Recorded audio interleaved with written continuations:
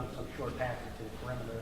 At what point do you start to think about maybe creeping the corners up maybe a little bit closer? I know you don't want to change your scheme completely, but just to try to cut that off. Well, we have ways to, within our coverage, to be able to have a hard corner, be able to have our corners press up and play some man. There are some of our coverages where we're 3 deep or in some kind of quarters coverage. We don't have as much corner or hard force to the sidelines, and so those are areas we're looking at. We need to put our guys in better positions to be able to defend the flats, and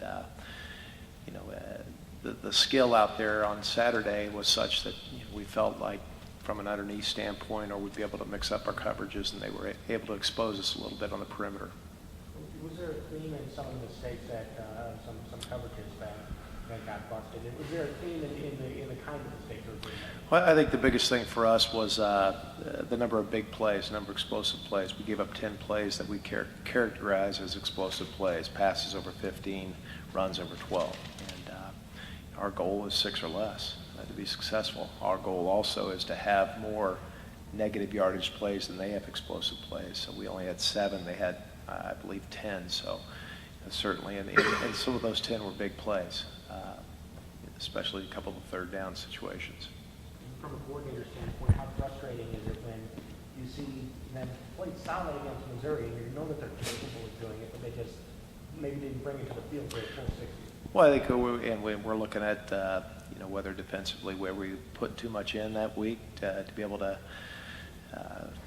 play with the skill element that Maryland gave us at times, and in some of the new pressures, some of the new thoughts that we had defensively, a couple of times that exposed us. So we need to continue to work on those and get better on those, and continue to take a step forward. I thought we had a great week of practice. I thought our guys were, I didn't think there'd be a letdown after Missouri, and so we talked about that all week. But obviously we didn't come out and play like we did a week before. And Maryland's a very good football team. I think you'll find out that the skill level on that team is exceptional. It'll be interesting to see how they play the rest of the way in the Big Ten. When you face a North Texas team that changes some quarterbacks, more of a dual threat type guy, what challenge you faced something before, obviously, but what challenges do you see present? Well, I think the challenges that North Texas presents is having an off week. They're very multiple on offense. Very talented young quarterback that can present some threats from running the football, and has been proficient when he came in against Louisiana Tech, and the last game he played quite a bit in Nicholls State. Was very athletic quarterback. Those always challenge you as far as, and then understanding what you're going to prepare for anytime someone has an open week.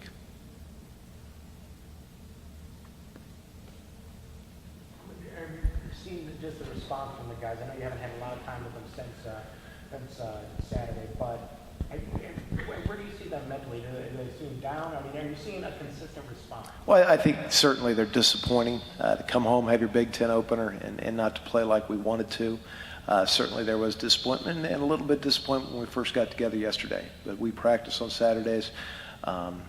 We had a good meeting together with them, and so by the end of the meeting, I think our kids are really focused on getting back on track and being able to overcome not a very good performance at home.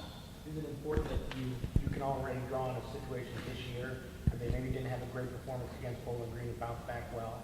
Is that something that you guys can do? I think certainly. I think certainly we can look at the progress we made in from week 2 to week 3, and where are we going to go from this defeat with Maryland to a North Texas team that will challenge in a lot of different ways, and we'll see a lot of things maybe that we haven't seen this year from a standpoint of quarterback runs, some different scheme-wise as far as different personnel on the field we'll see against North Texas that maybe we haven't seen. So it'll be challenging mentally for our kids. Was there a difference up front in terms of, you guys were very disruptive against Missouri. Was there a change in the way guys were using their hands, getting off blocks? Well, I think Maryland did a nice job as far as making it a perimeter game. And we had 30-some plays of 1 or 2, or less than 2 yards for the play. So we had our opportunities and had some had some opportunities to make negative yardage plays and plays less than 2 yards. But again, it's the plays over 10, what we characterize as explosive plays that ended up getting us. Brian, Kevin talked a little bit about the improvement of Darius Latham, and maybe had his best game. What do you see in him in terms of improvement? Where's he at? Well, I think Darius, from how he graded out to, again, week to week, we talk about him becoming more understanding of the defense, of his role, what his responsibilities are. He's not going to make every play. Sometimes he has to be able to leverage a block, be able to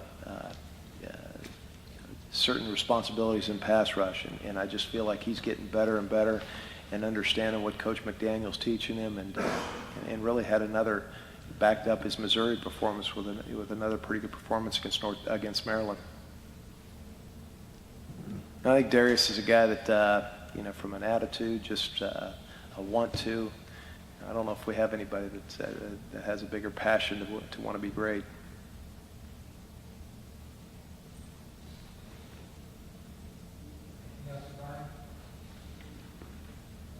All right, thank you.